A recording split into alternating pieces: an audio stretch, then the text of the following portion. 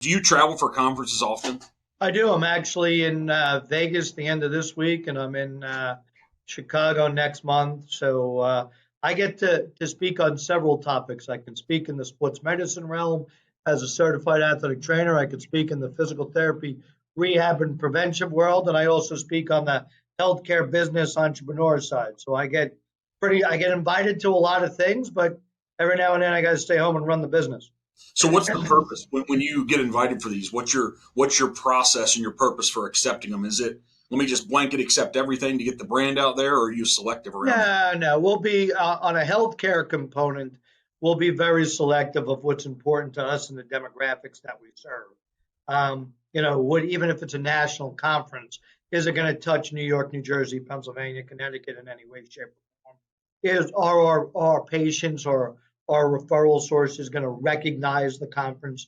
So that's important. On the sports medicine side of things, it's more of my passion. I mean, I am a sports medicine physical therapist, athletic trainer, practicing 35 years, every level of pro sports, every level collegiate, high school. So that's more of a passionate thing. And then the entrepreneurial thing is really, depending upon the conference, to be honest with you, your podcast was an interest. I've actually turned down about six different podcasts because they all want you to talk about an entrepreneur, but nobody really was an entrepreneur and understood what it meant to take a risk and a challenge. So You know, it's when you came across, I was honored that you thought of me.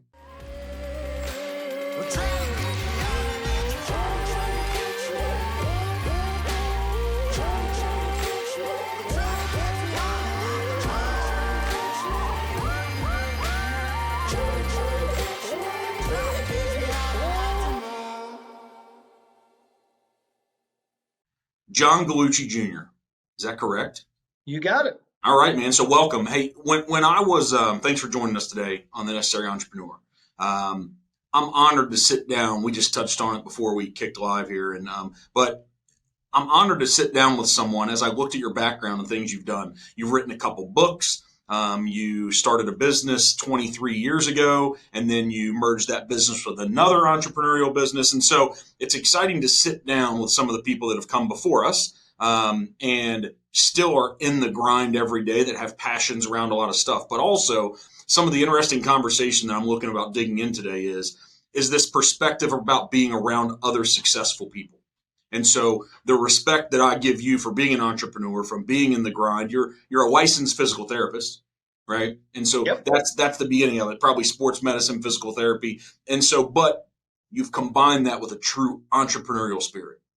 And so I want to dig in to feel like what the first 18 years of starting what I believe was called JAG, and I'm assuming it's after your name. It's physical therapy, sports medicine. So just tell us this story of these 18 years on why and how you're sitting here today. How'd this happen? Yeah, it's a it's a great story. Some people like to say it's the John Gallucci love story because my wife was involved every step of the way, but that was just my vote of confidence with my muse to say, and my wife is great. She'll always say, "All right, sounds good, go for it." So she's the easiest muse you've got going because she just agrees to everything. But ultimately, as a kid, 13, 14 years old, I always had an interest in the rehab world, the sports medicine world, the physical therapy world. Come out of a family-owned business in healthcare. It was a DME medical supply business that basically dealt with the consumer on a daily basis, and had the opportunity to work with physical therapists at an age of 13, 14, 15 years old and see what they did. So a lot of people look at the 20 something years of JAG and JAG-ONE physical therapy and they say, wow, you were such a success in a short amount of time. But most people forget I've been in a PT office and understanding healthcare since I'm 13, 14 years old, and the evolution of it. And really the biggest thing that attracted me to healthcare was not only is it a presentation to being able to care for people and work with people each and every day, it was an opportunity to generate capital, to put food on the table, clothing on your back, and a roof over your head. And to me, you have to go to work every day and have that passion, and that's what helps you succeed. And it was very important to me. So if you look at the very early beginnings, I'm a guy that was an athletic trainer and a physical therapist that worked with the New York Rangers in a sports camp as a lucky guy who worked at NYU as a full-time employee in their sports medicine division, worked at Columbia University in their sports medicine division, worked in New York Knicks doing rehab and doing things during their summer league, went and worked for Red Bull, which was the Metro Stars in a league that was just starting to get its legs underneath you, Major League Soccer, and now look at us, it's an enormous league. So every step of my career was based on building a foundation, and a lot of people forget that, especially entrepreneurs. They come up with an idea, they come up with a plan, but they never understand that everything is a block of foundation that needs to be built on. So when we opened up JAG, most people forget I was in my 30s. I already had 15 years of experience working with patients, working with administration, working with business people, working with healthcare administrators, working with payers, and ultimately opened up JAG with all those experiences and foundational level, and then started to understand branding and marketing. And most people say, where did you get your branding and marketing expertise? It was really by seeing where the healthcare systems and individual doctors failed at getting in front of their customers, which were patients. There's doctors in the New York, New Jersey, Pennsylvania area that used to think it was taboo to put an ad in the telephone book. Thought it was taboo in a church bulletin or a temple bulletin to put anything in because they felt it was degrading to the profession. But what they didn't realize is that's the populace that's going to use you. So it was very, very fortunate in the first year coming into the legacy JAG physical therapy that here I am coming out of pro sports, working for healthcare institutions like Columbia in the sports medicine world, and coming together. And the first thing, my first meeting ever was with one of the legendary sports marketing guys. He used to be the president of the Nets. His name is Michael Rowe. And Michael knew me from the NBA, and knew me from the local area. And he goes, you're opening up this business. You haven't told me the name. And I'm like, well, I said, John Gallucci, I'm opening up a PT clinic. I said, I've got followers. And he goes, yeah, you have followers, but realize the sustainability of a business is to have a continuance of followers and have those followers help you sell your brand. And it was very, very influential, and he was right.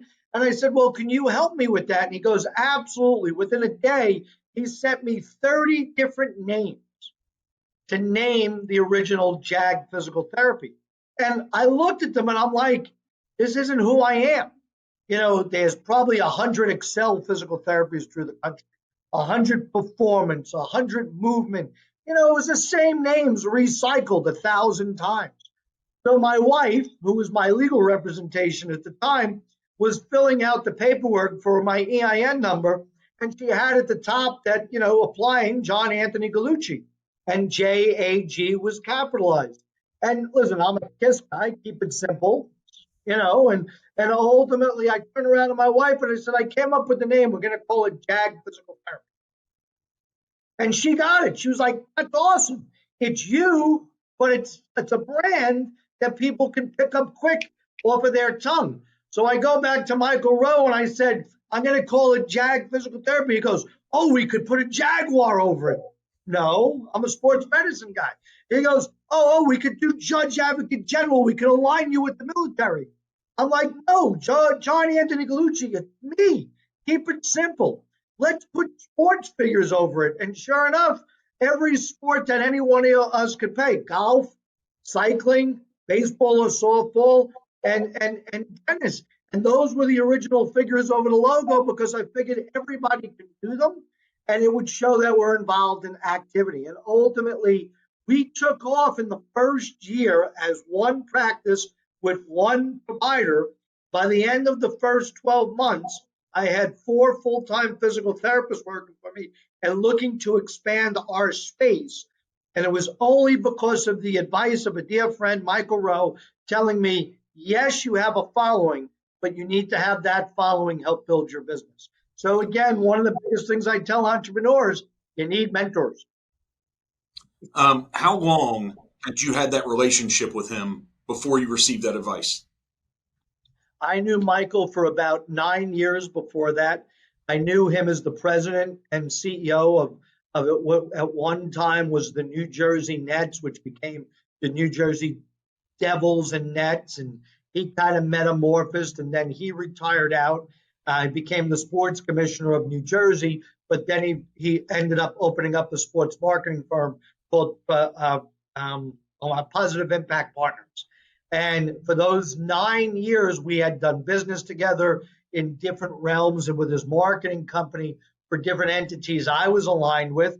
And he just loved my wife and I's story and wanted to be a help to help us succeed. And I'm very proud that I listened to him. And that's another thing you got to tell entrepreneurs. You don't have to take everybody's advice, but it's good to listen and then put it into what you think will work. How'd you know to take his advice? Was it just did so? I have this believability chart I'm always working off of. And so I try to put everybody like, what percentage or level of believability do they have in the category they're interacting with me? So why'd you know to listen to him? So I don't know if you know anything about the New Jersey Nets or the Brooklyn Nets now, or the New Jersey Nets history back when they first came out. But Michael was a president of the team that everybody was always concerned, of course, of the product and the winning on the court. Michael always had a visibility of being a fan populist team.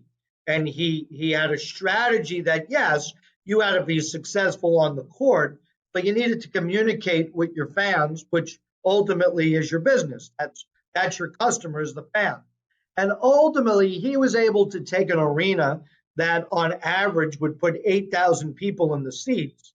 The arena sat 18,000, and he converted that from 8,000 to 18,000 in his tenure. So in my mind, he took not a great brand and not a great product and was able to get it forward facing, get it to the fan base and customer base, and be able to bring a populace of people to support the entity. So when he went into his own sports marketing firm and had this conversation with me, he made a lot of sense when he said, yes, John Gallucci has a following. You know the orthopedics. They know you for 10, 12 years. You're going to get the referrals. But how do you continue the business? Does your business want to be open 5 years or does it want to be open 20 years? And it made a lot of sense. And when you go home and you look at your kids, you say to yourself, I have to feed them after 5 years. I got them at least home for 20 years.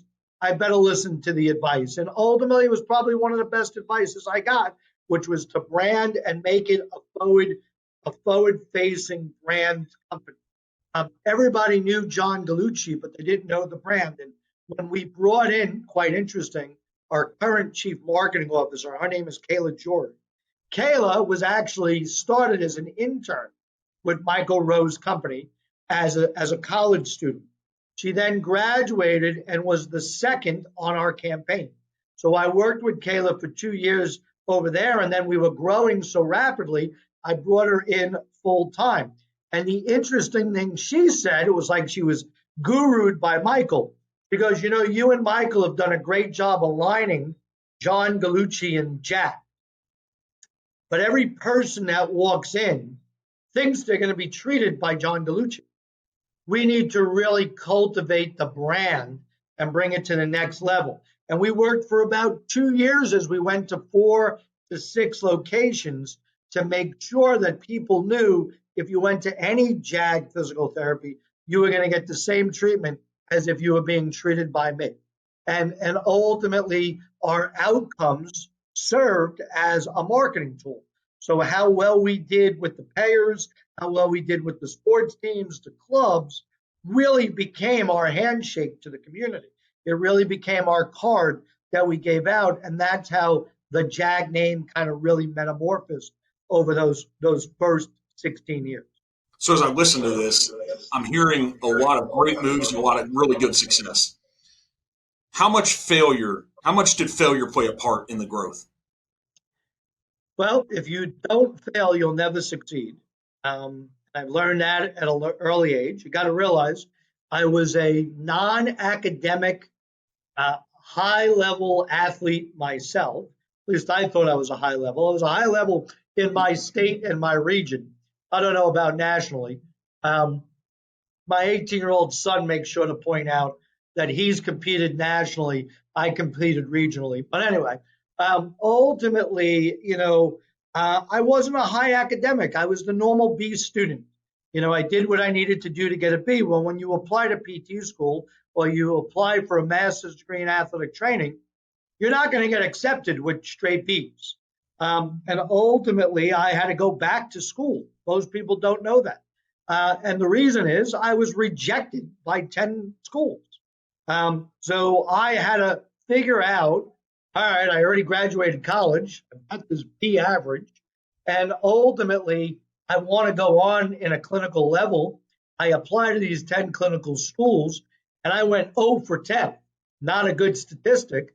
And I literally went to each director of each program to see what I needed to do. And by the time I got to the fifth or sixth director, I kept going, well, you need to go back to school. And ultimately, I took a year in between school and took my bio classes over, my anatomy classes, my chem classes, my physics classes, my statistics. I ended up getting a 4.0 with redoing all the classes, applied to school, got accepted. And as you see, currently I have a bachelor's degree, 2 master's degree, and a doctorate degree. Not bad for a kid that really didn't like school and thought he was going to school to socialize and be an athlete. So that was the beginning component of learning from failure. But then in a business, listen, if you're an entrepreneur, you got to understand the word. It's risk. And how much risk are you willing to accept? But more importantly, are you always willing to admit it was a mistake?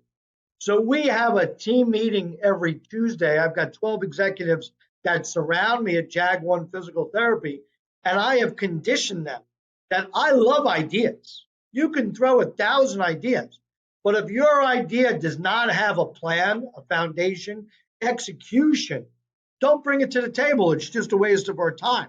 An idea is great, but can you execute it? And in our line of work, can it become a revenue stream? And ultimately, we love ideas, but we want people, before we take the risk, to really understand what's the investment component, what is the risk, what's the loss, what's the possibility of growth and opportunity. And we've been very, very successful. And as you can see, JAG-ONE Physical Therapy is about to be operating 120 facilities in network in the New York, New Jersey, Pennsylvania area. Next year in 2024, we'll be touching Southern Connecticut. And we have a slow and steady approach. There's been some of my colleagues before that have had a take over the world mentality. I don't know if you know this, but I watched cartoon as a kid, and every time somebody took over the world, they blew up at the end of the cartoon. I have no desire to blow up. We have a sustainable process that we believe in, and so far we've been pretty lucky. And we've navigated healthcare with the consolidation component. So we've been very, very fortunate to really take the advantage of the changes of healthcare. Where'd this passion come from? It's an awesome question. You should have actually interviewed my wife. So listen, very humble beginnings. My mom and dad, my brother, they owned their own business.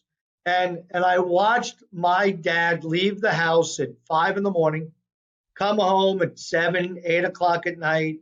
I watched him run in on Saturday mornings and work. And when we were 12, 13 years old, if you were done with school and you weren't participating in a sport, you had to get on the train or the bus and get to the store and work. And that could have been anything from delivering supplies to packing boxes to unpacking boxes, but you weren't allowed to stay home. So the work ethic was built by my mom and dad. That if you want something, you have to work for it. And my grandfather, who came over from Italy at 19, 20 years old, had a philosophy. You can do anything you want to do and make as much money as you want, as long as you work the hardest and you have the ethic to do it. So it doesn't matter. You can look at 10 careers and they may tell you in the New York Times, this is the average compensation for this career, average compensation. And my grandfather would always teach the grandchildren, don't ever look at those statistics. If it's something you love, have passion for it, and you'll always generate the capital you need that you want. So literally those two worlds of my mom and dad and my grandfather kind of came together, which builds my passion. Ultimately, mom and dad, unfortunately, when I was 19 years old, unfortunately, their business changed and the healthcare changed. And when it changed, mom and dad weren't educated enough to change with the times and didn't navigate appropriately. So at 19 years old, mom and dad, 19, 20 years old, mom and dad had to claim bankruptcy, had to close the business. They lost the house we lived in. And I made a promise to myself that I always have to be a student of my profession and my field to make sure I'm never on that same end. And ultimately, it was a failure of my mom and dad that led to my passion and my success to always learn from others. And that's one thing a lot of us struggle with. You know, it's great to learn from somebody else's failure, not only your failure. It's great to learn from somebody else's success, not just your success. So I think if you take all of those things together, it puts together my passion. Plus, I'm an old athlete. You got to strive to win every day. So I want to touch on the athletes that you've been around, but how are you passing this to your fourth generation now? So you touched on, right, your grandfather, your parents, you. I'm seeing a struggle. A lot of people in your generation, are they able to hand this thing off again? It's an awesome question. I have two children. I have a daughter who's 27. I have a son who's 18, about to leave for college. He'll be attending Lehigh University. Very proud of him. My daughter's a graduate of Muhlenberg. She's been working in marketing, which she got from my passion. She works for a large marketing company called Horizon Media Group, and she loves what she does every day. You know, the biggest thing I think we have to teach our next generation is, unfortunately, the next generation needs gratification immediately. They need that. They don't know what it is to build and work for something. They don't know what it is to wait for it. Listen, look at your world of real estate.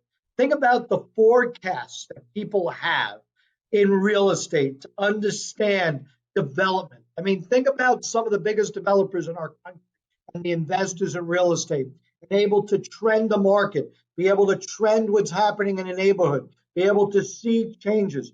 Your profession alone is one that's constantly not a quick gratification, but a long-term gratification. And I think we need to teach our kids and this current generation of college graduates and business school graduates or whatever graduate school you're going, that it's not going to happen in a day. You know, we have over 450 providers, physical therapists, occupational therapists that work in JAG-ONE physical therapy. And it's amazing whenever you see them at a social function, they always say, how did you become you? And they think it's like an overnight thing. They think it like just happened. They don't look at when I was 19 years old and needed to go find 3 jobs to put myself through college because mom and dad went bankrupt. They don't look at, you know, getting married at a young age and being able to go back to school, be able to apply to grad school. They don't look at any of those struggles. They don't look at when I dug, you know, people say, what's the toughest thing is digging ditches in the rain at night. I dug ditches in the rain at night. I've cleaned toilets, and I love every minute of it because it built who I am. I think the biggest thing we can teach the next generation is there's a component of the gratification of work put in gives you such a more sustainable longevity of a career instead of this jumping concept that many of our youth have, that they think, oh, the only way you grow is to change jobs every 2 to 3 years. Well, truly, if you look at the statistics, and I know the New York Times put this out last year, that they found that college graduates that changed jobs 3 times, or I think it might have been 4 times, 4 times in 10 years after graduation, made less than the people that stayed at their first job. So the jumps never equated to the economics. And ultimately, I think it's a great opportunity for people to understand you're not building to hit a home run today. You're building to continue to hit hits on a continuous basis. As you said, listen, I'm in business over 20 years, and the market has changed 20 times in 20 years. Healthcare has changed 20 times in 20 years. I mean, right now, healthcare is a consolidation business. It was never. It was a very fragmented business in every level of healthcare. Now you're seeing consolidation. Why? Because it's being driven by the payers. It's easier for them to deal with consolidated markets. You have to be able to understand that to be sustainable. And I've had colleagues that have lost their practices because they never wanted to look at it. And just as your colleague in the real estate people are looking at those trends, looking at their investments over time, what's their return?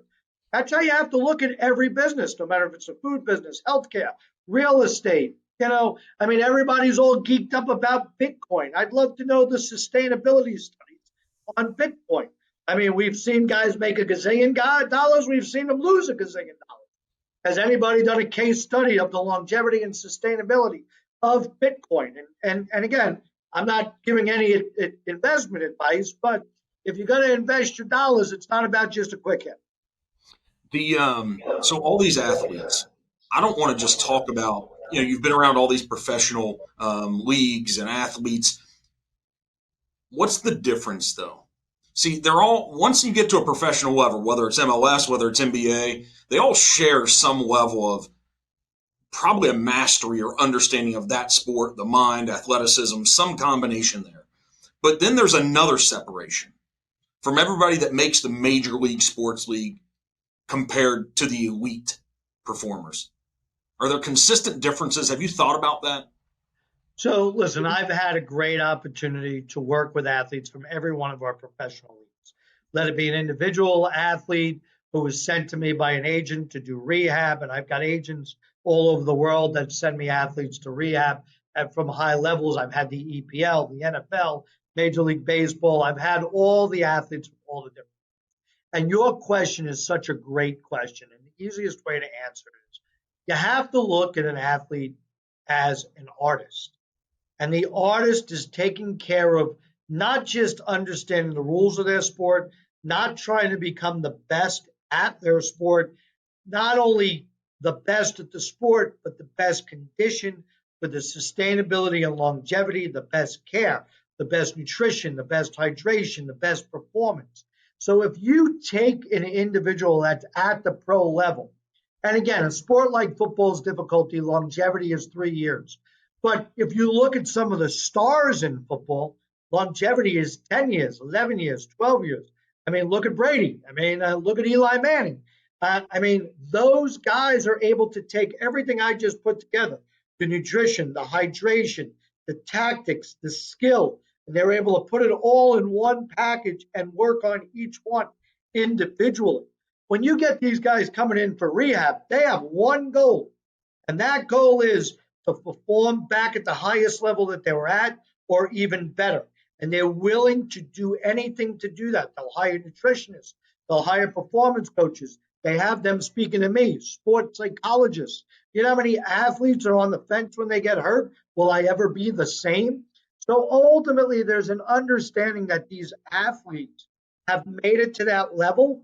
But just as a business person wants to stay at a sustainable level, an athlete wants to stay. So if you look at every successful CEO that has a sustainable longevity career, it's the same thing. Why? They didn't just look at their skill set. My skill set is rehabbing people. I'm a physical therapist. I'm an athletic trainer. I can prevent injury. I could evaluate injury. I could treat it, and I could rehabilitate. But my skill set is so much wider than that because I wanted to understand the business of healthcare. So I needed to understand marketing. I needed to understand accounting. I needed to understand operations. I needed to understand how banks work.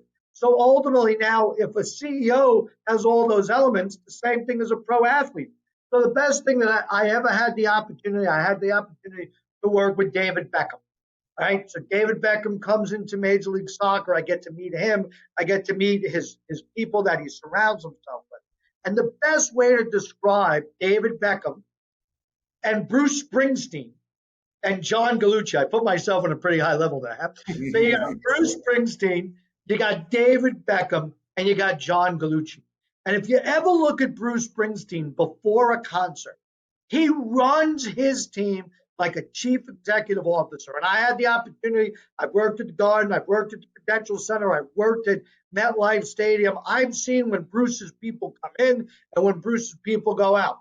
And when David came in, I saw how he handled himself with his people, how he worries about each and every component of his health, but team's health, team's longevity and sustainability.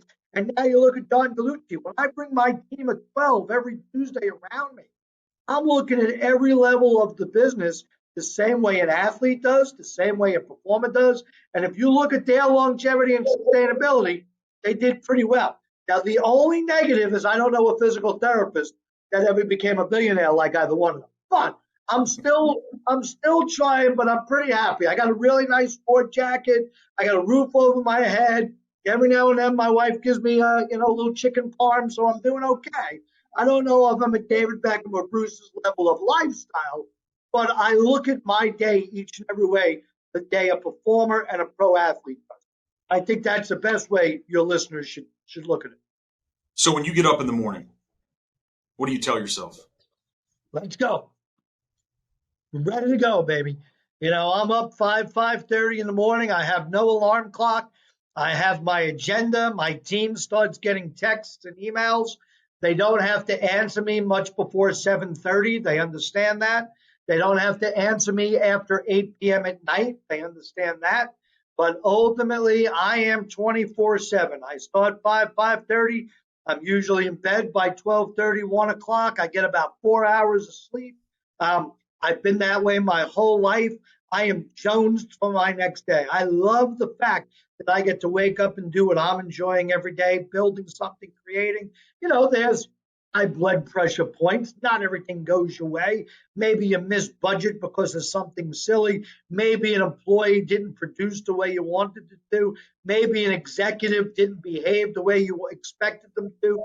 There's always pain points, but that's life, isn't it? At the end of the day, we're blessed to be here. Let's rock and roll. Let's enjoy it.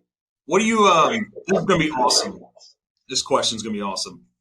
What about work-life balance? So that's an awesome question. You have a calculator in front of you real quick? I have my phone. Let's go. All right. Last time I did the math, and correct me if I'm wrong, if you took 24 hours and you times it by 7, what does it come out to? 168. So if we got 168 hours and we're only asking professionals to work 40 to 50 hours a week, I think that's a hell of a work-life balance right there. You mean you got 118 hours, 120 hours a week to go do whatever you want? That's a great work-life balance. This concept of working 3 days a week to get a work-life balance, but then you're going to complain you didn't get a promotion. You're going to complain you don't have the capital to do what you want. You're going to complain you can't pay down your debt. Listen, our society was built on an opportunity that you have to be able to go after what you want. It's a capitalistic society. So if you have goals and you've set them, you can't turn around and be limited by time. There is no time when you have a goal. It's your goal. You have to fight for that goal and you have to get there. We have graduates coming out and saying, I want a work-life balance. All right, I'm only asking you to work 40 hours out of 168. I gave you 128 to go do whatever you want. So ultimately, I don't think our colleges and our professional schools have ever done that simple math of 24 times 7 is 168. I'm only asking you to work 40 to 50. And guess what? I'm paying you for it. And you're generating capital for it. And you have the opportunity to grow. We have a philosophy at JAG-ONE Physical Therapy. Everybody, no matter what your role, has an opportunity to grow personally, professionally, and financially. And the only person that can stop you from the growth is you. And we preach that each and every day. You want to grow as a clinician to a senior clinician. You want to grow as a senior clinician to a clinical director. You want to go into research. We have a research arm. You want to go into administration. We have an administrative arm. You want to become a regional director, a senior regional director, a vice president, SVP. The only person that can possibly stop you for personal, professional, and financial success is you at JAG-ONE Physical Therapy. And we have reaped the benefit. If you look regionally, JAG-ONE Physical Therapy has the least loss of clinicians than the regional companies around us by more than 10%. If you look nationally, it's by more than 14% because we have made the company ours. It's not mine, it's everybody's company. And everybody is striving for outcomes for our patients and a great work environment. So I think I landed the question pretty well. You're at 120 locations. What's the next level for you? You the CEO, for the business, what's the next level? So we've got some great opportunity in the catchment areas that we're currently in. If you look at the 5 boroughs, Westchester, Long Island, Rockland County, we are in northwest Pennsylvania. We are going to jump into southern Connecticut. And of course, we're throughout the entire state of New Jersey. If you look at our relationships and you look at our collaborations, we have great opportunity that in the next 2 to 3 years, we can grow on our current foundation. Remember, my original preface was foundational growth. We can grow another 50 facilities in the next 3 years. We're not looking to take over the world like some of these companies. We're not looking to go public. We're looking to be, if you look at those 4 states, in the regions we're in those 4 states, we're looking to be, and again, my chief marketing officer hates when I say this, so I had to change. I used to say, I want to be the Coca-Cola of physical therapy, that when somebody wants soda, they think of Coca-Cola, and she goes, you're healthcare, that's horrible. So I'm going to throw out Crest. So I want to be the Crest, I want to be the toothpaste, I want to be the physical therapy company that rolls off of the 5 boroughs of New York City, Westchester, Rockland County, Long Island, Southern Connecticut, Northwest Pennsylvania, and the state of New Jersey. I want to be the Crest. So she loves that I changed it to Crest, by the way. Do you have the foundation and the infrastructure to do that? I have the foundation currently that we can grow another 50 clinics. Once we get to those 50 clinics, there'd be a re-foundational support, and we would grow from there. And a lot of our colleagues, no matter what the industry, never look at that foundational support. So we've been very fortunate that we take a view every 12 to 18 months on our current foundation, our culture, and making sure that we can still deliver for our patients and for our employees. Will your growth at all be affected by the economy, interest rates, politicians? Like, what could affect that growth? Everything you just said can definitely. I mean, a politician can come back and basically say, hey, if you're treating state employees in New Jersey, we decided we're going to pay $10 a visit. So that can definitely hurt you. You never know what a politician can do. On a national level, I think, which is great, the American Physical Therapy Association and another organization, APTQI, which is about 30,000 outpatient physical therapists, have done a great job educating the Senate and Congress that you're actually starting to see the Senate and Congress understand that the profession of physical therapy can actually reduce healthcare spending across the entire country. So you're starting to see that education finally kick in at the national level where we would actually start to help decrease. The other thing that at a national level is physical therapy is helping fight opioid utilization throughout the country, where people no longer turn to opioids, they turn to physical therapy. So that's been very advantageous at the national level. So at the national level, we definitely have the politicians listening to us. And what's nice about it, on both sides of the fence. So it's definitely nice to know that both sides are appreciating what a licensed physical therapist can do nationally. As we've seen out of the Buffalo Bills this year, and what happened to Hamlin, people are starting to recognize the importance of a certified athletic trainer.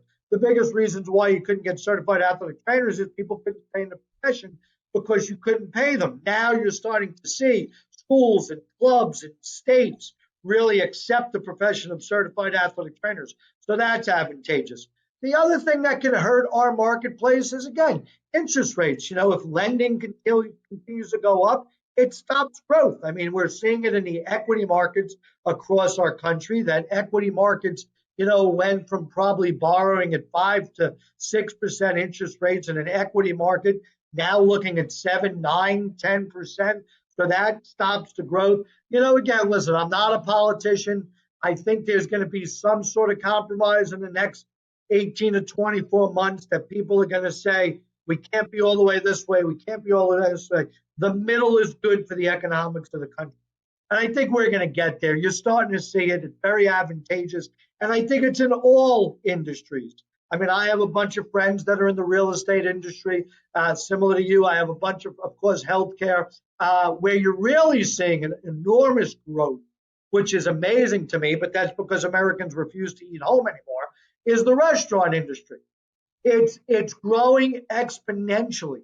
It's growing at leaps and bounds. And ultimately, I think the federal government is finally starting to recognize it and realize that we need to support the American growth of farms and things like that to support the growth of that industry. And again, I'm no expert in the restaurant. I'm a great eater, but I'm no restaurant expert. So you've written 2 books. Written 3 books. The third one's coming out in the next 30 days. I've actually, I've written 5 books, but we'll talk about that as we go through. But go for it. So what did you learn from writing books? They're really around the physical therapy business. The one that you wrote in 2018 was, I had it written down here, I don't remember everything, but it was play ball, don't let injuries sideline you this season. So that was alongside the New York Yankees doctor, Dr. Christopher Ahmad. He loved my soccer injury prevention and treatment book that I had written. In 14. And ultimately, the reason why these types of books are important to me is we see injuries that are preventable. And it wasn't making sense to me, especially me being a guy that was working in Major League Soccer to oversee all these professional athletes and club athletes through the country, and then having my own business treating soccer athletes, sitting there saying to myself, why are we getting all these soft tissue injuries? Why are we getting injuries because of poor nutrition? Why are we getting injuries because of poor hydration? Why are we getting injuries because of overuse? I mean, parents have to understand and coaches have to understand overuse brings on injuries. Multi-sport athletes decrease injuries. The research shows it. So the impetus of the soccer injury prevention book is pretty funny. I wrote another book for parents. Parents, what do you need to know about your child in athletics? And the publisher refused to publish that book because I was so involved in soccer, they felt that it should be a soccer book first. So we shelved my parents' book and we wrote the soccer book. But then Dr. Ahmad and I came together, wrote the baseball book. We keep going to get the other book published, but one day on a plane, I decided to write a healthcare entrepreneurial book, basically taking my experiences of life and giving little JAG-isms. You get that? JAG-isms. Giving little JAG-isms, and we call it the JAG method. And ultimately, the John Gallucci method. My wife mocks me for that. But anyway, so it's the JAG method, and all it is, it's a 50-minute read. You bang it out. It's maybe 50 pages end to end. And all it is taking trials and tribulations and kind of learning the lessons. And as an entrepreneur, especially in healthcare, but in any business, being able to do that. That should be out. We're putting that out on Amazon in the next 30 to 60 days. We're excited about that. And then I'm going back to the original book, which is the parents' book that everybody keeps telling me don't publish because I'm not known to be a parent author, but I could care less at this point. I'm getting it out. And then there's another book that'll be coming out on hockey injury and prevention that we're working on. So how you just said, hey, whatever, I'm going to put it out, and everybody keeps telling you not to do it. When are we going to learn that somewhere between 95 and 97 and 90% of the people, 98%, don't know what the heck they're talking about, and we shouldn't listen to their advice? I think you just said it, and I'll repeat it. There is no if you want to be a success. And the person that tells you no is the person that's challenging you. And you should know, when I was my dad told me no. I told my dad I wanted to be a physical therapist. He wanted 2 children that were attorneys. So when I told my dad at 14, 15, 16 years old I wanted to be a physical therapist, he was like, "B students, don't become physical therapists." So I look back, what are you saying about the lawyers? But anyway, but he had a goal that his two sons were going to be lawyers. Now realize, dad has a high school degree. He opened up a business. He ran a business, and he was a success because he had two children finish college and also went on for advanced degrees. My brother is an attorney, and I went on and became a physical therapist because there is no no. I make sure to pick on dad every now and then when I'm taking him for dinner and say, just remember, it was the guy that didn't do well in math and science that turned it around and did what he wanted to do. And he credits me. It was my passion to never take no. And you said it best. Advice is good, but advice has to be evaluated by the person taking the advice and how are you going to use it to be a success. But more importantly, forget the word success. How are you going to use it to help you achieve your goal? And that's what most people have to know. And if you look at my two kids, we have a thing every Monday morning. Like I said, I got an 18-year-old and a 27-year-old. Every Monday morning, I shoot them a text at about 5:30, 6 o'clock. And my son's definitely not up. But I send him a text and say, all right, it's Monday. What's your weekly goal? And both of them, I mean, they're both adults now. They'll send me back, this is my weekly goal. And Wednesday, I'll shoot them a text and say, how are you on your weekly goal? And then by Thursday night, coming into Friday, they have to acknowledge that they're either attaining the goal or the obstacle for the goal and how they're going to navigate around it. And that's one thing we have to start teaching the students in colleges and high schools. If you're running into a wall, it's not always about going through the wall, being able to rationalize to either go over the wall, around the wall, but there should never be a wall to stop you from your goal. So, do you have a hero in your life? I've got about 20 heroes in my life. So Is there a top one or two, or we can't go there because the other 18 will be insulted? Yes, if I were to say, again, not to be political, I would probably have to say that what Arnold Schwarzenegger accomplished in his life is absolutely amazing.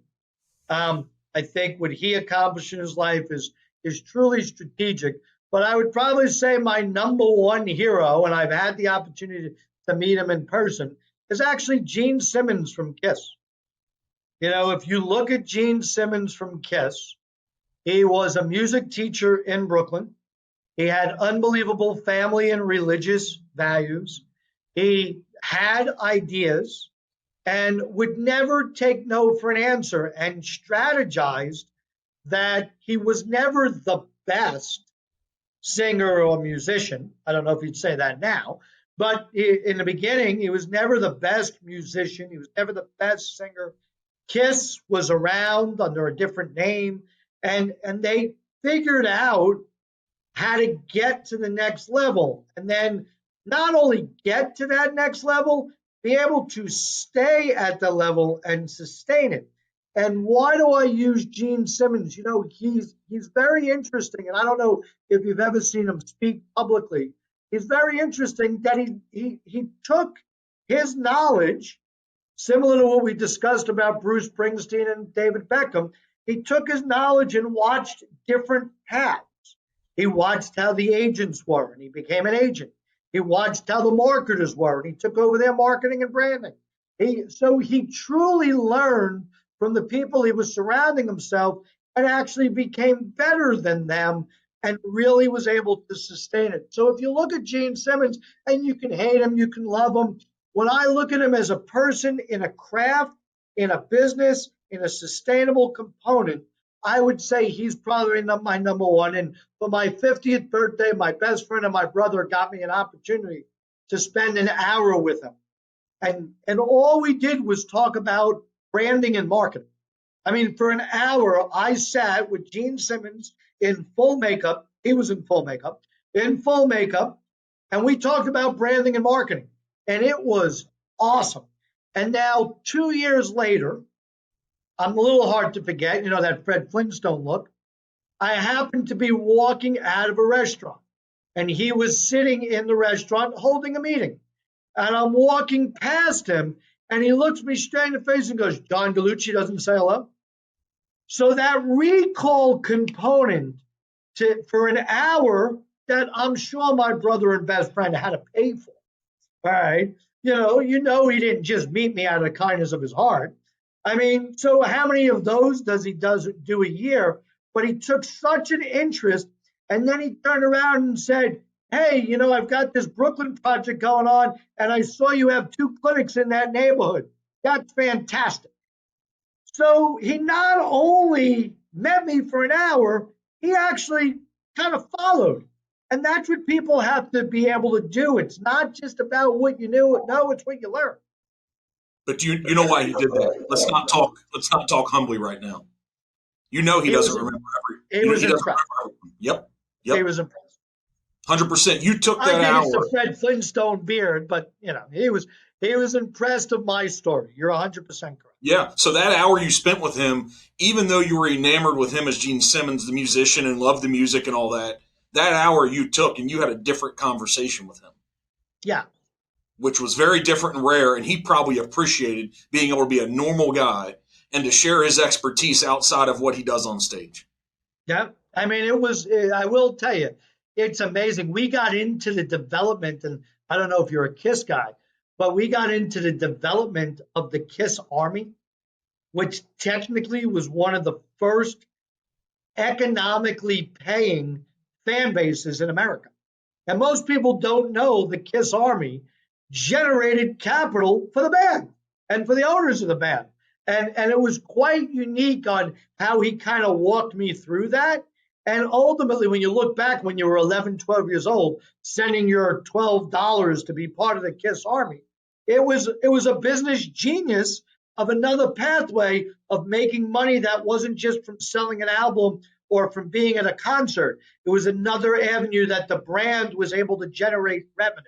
And I don't know if a lot of people think that way. I do, so. But that's why you are where you are. What we talked about, he's a combination of, and what we tend to find around people, and I use the word success, but I don't say success equals financial, I don't know. Financial freedom comes with success no matter what you do. But success seems to have this combination of curiosity. There's a curiosity that says why and how, combined with a problem solving.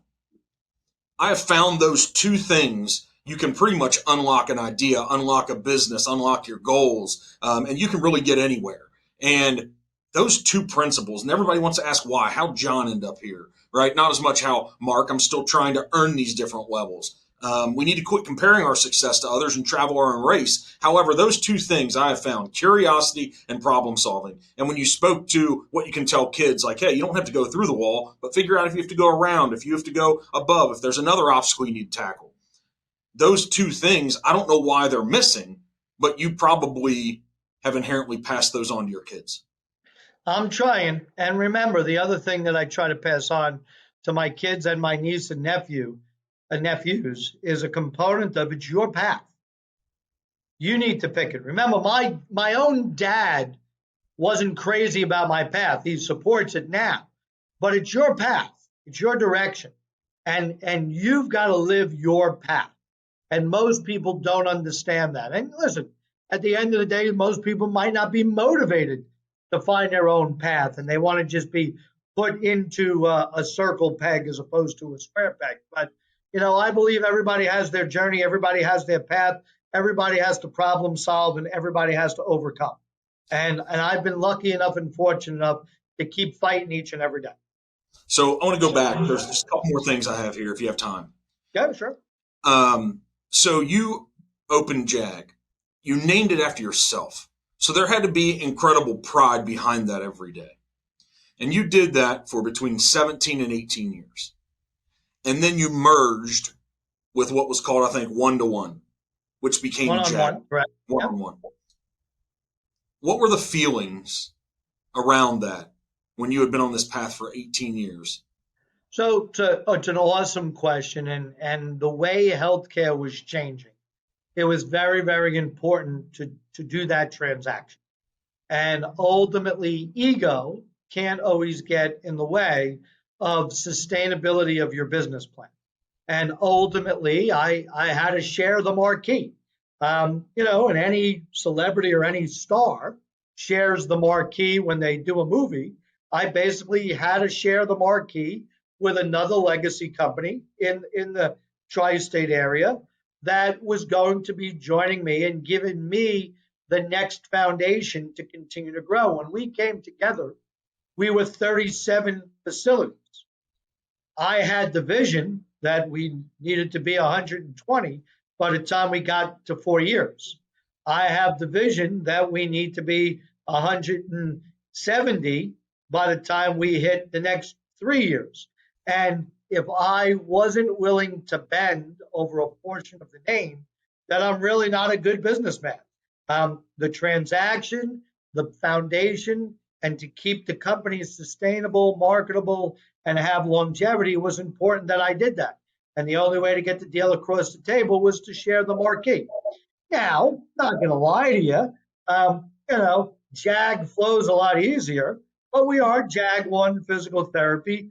But in short, the community knows us as JAG, but I make sure to rub my partners with that one every now and then. And every now and then I'll scare them as the CEO, which technically I can do anytime I want, and say, hey, listen, next year we're just getting rid of the one. But that's not my personality. We've been very successful together, and we've done very well off of the foundational coming together. So very excited to be the CEO at JAG-ONE.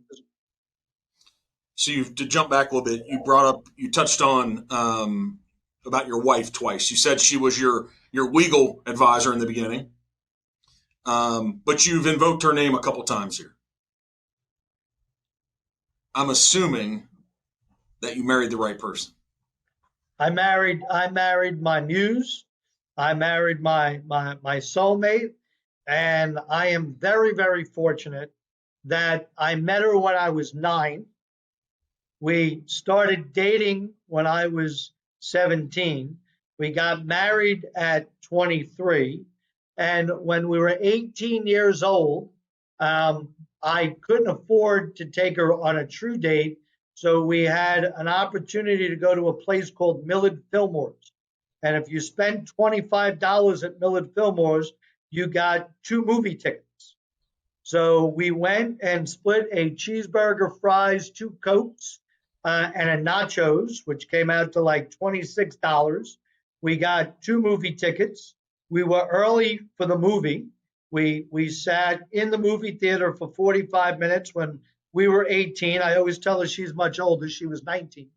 But we sat in the movie theater, and I had told her straight out that we were going to get married someday. We were going to have 2 kids. One was going to be named Stephanie. One was going to be named Charles. I told her that I was going to become a physical therapist and an athletic trainer, work in professional sports someday, and ultimately we would open up a physical therapy company that would have multi-sites. I was a Frank Sinatra fan, so I told her, and one of them will be in Midtown Manhattan, either on Park Avenue or Madison Avenue, because if you could make it there, you'll make it anywhere. And ultimately, I kind of, from 18 years old, now 56, I kind of kept all my promises at 18 years old, and pretty happy about it. So I don't think Kiss sings the song My Way. I'm pretty sure it was Frank. Yes, it was definitely Frank. So if you articulated that at 18 in a theater to someone that you had known for 10 years, no doubt. Who wouldn't date me for 3 years? Let's preface.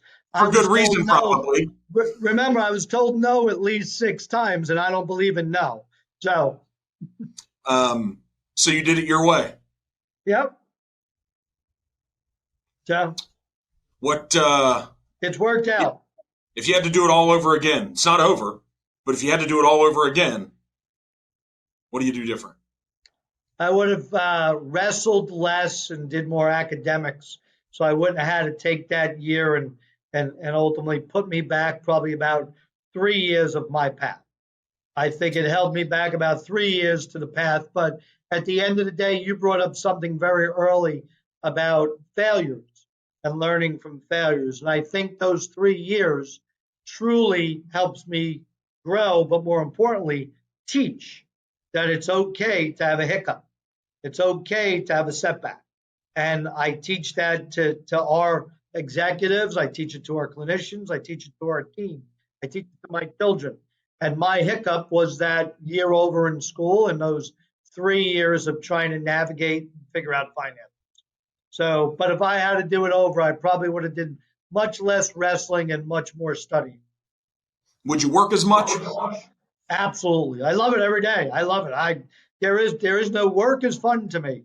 I mean, to me, work is the opportunity to attain my goals, and ultimately, I've been able to do that. To sort of wrap up here, does legacy matter to you? Legacy matters a lot. I think more importantly than a legacy company that's around 100 years, 200 years, I'd rather see education and lessons be my legacy. I'd rather see people that I've helped succeed be my legacy and reach their goals. To me, that's more important. I go to probably about 20 to 25 college and graduate school lectures a year, and there's nothing better 5, 6, 7 years after that lecture. I run into somebody and they tell me about the lecture I gave and ultimately tell me what inspired them to do what they're doing now. To me, that's more legacy, being someone inspirational in somebody else's path, more than a name or a logo that goes on forever. I think people get caught up with ego, and I think you see from me changing the name from JAG to JAG-ONE, you've got to do things based on business decisions. But I actually think my legacy is for people to be able to say, "Hey, John was instrumental in helping me get." As I sit here and talk to you, no doubt that the impacts that you've made in the community with people, with your kids, with your family, you're a guy who that's been very intentional. There's no doubt that it has been an intentional act to make impacts no matter where you go. What do you think the takeaway from John Anthony Gallucci? What's the takeaway on us to be the best form of the human being that we need to be, that we can be, that we need to be to give back to society? Because the reason why I ask the question is I feel that sense of obligation. I don't know if everyone does, but the obligation that, I woke up today and I get to do this thing. We're having this conversation and I'm running business in the background. And when I get off of here, there's real estate agents I'm interacting with. There's leadership I'm interacting with. I'm going to go look at some investments on buildings do I acquire and buy. And so every part of that, though, what are we leaving behind? How are we interacting with the world? What's our obligation to go out and pass this thing forward? How do we need to be a better human? What do we have to do to contribute to keep this thing going that we're benefiting of? Because I wake up every day, no matter the challenges that are in the world, and they're there, right? Things aren't fair. There's people that are held back that aren't given the same opportunities. But overall, the production of 2028, what this country has been since 1787 and all the years before, every person that has come before us, the millions and millions that aren't here anymore, they did one heck of a job laying a foundation on letting me live this life. How do we do that? What do we need to do? We have had a culture since the day I opened that we are people treating people. And ultimately, my grandfather taught me at a young age, one kind brings two back. And ultimately, to understand that I'm in a healthcare profession, you're in a real estate profession, you're in the restaurant profession. At the end of the day, we're people dealing with people. You could be in the flight industry, you could be in the hotel industry, the food industry, the real estate industry. At the end of the day, we're people working with people. And we need to treat people, no matter what the industry, even if it's not healthcare, you need to treat people the way you want to be treated and respect people the way you want to be respected. I used to do a lecture to my clinicians, treat every patient like you're treating your mom, your dad, your aunt, your uncle, your brother, your sister. And ultimately, philosophically, it's been very positive in my life and my family's life to just be good to people. And, I think we as Americans, I think we as people in the world have to understand we only have 80, 83, if we're lucky, years on this earth. Why should we be going around angry? Why should we be going around hurting each other? Why should we be going around beating each other down or insulting each other when we have such an opportunity to collaborate? And as you say, if you look at America, build something that's awesome. And people don't realize, I've been around the world, I've been to different cultures, and people don't realize how great America is. More importantly, how good the people are. And I think we have such an opportunity. Your podcast is an opportunity just to get people to know. Treat people the way you want to be treated, and treat people with the same respect you want to be treated with.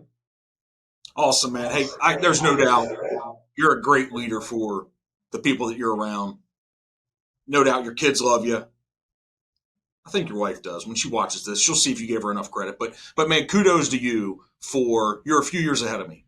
Kudos to you for what you built, where you've come from, the adversity. It is awesome for me selfishly to get to talk to people who have the understanding, have the knowledge, because I'm sitting here soaking it in. If no one else listened to this, there'll be a couple. But if no one did, I've grown from this. And so from this 44-year-old guy sitting in Northern Kentucky and Cincinnati, thanks for what you're doing, the person you are, who you've been. And, man, if I was in Jersey or New York, I'd say, let me suck up some of this John Anthony Gallucci, because I think you're an awesome dude, man. Anytime you want to come out for a bourbon, you let me know. You know that stuff came from Kentucky, man. I know where it came from. Yes, sir. Yes, sir. Just letting you I'm know. reminded all the time by my Kentucky friends where it came. Hey, if us Kentucky folks, if we allowed you to be a friend, you got to be a good guy. Well, thank you, and I appreciate the opportunity. Thank you so much.